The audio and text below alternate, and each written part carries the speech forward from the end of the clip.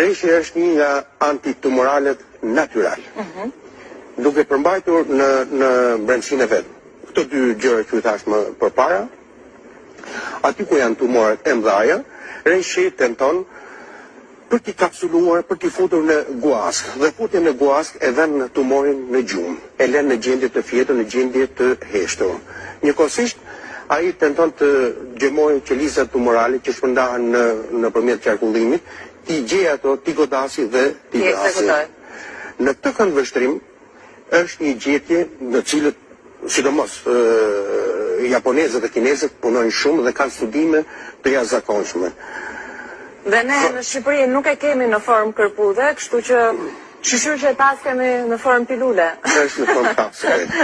Unë ka pasur një rast të çuditshëm një me tumor të kokës së pankreasit, i cili i dal nga spitali i pa operueshëm.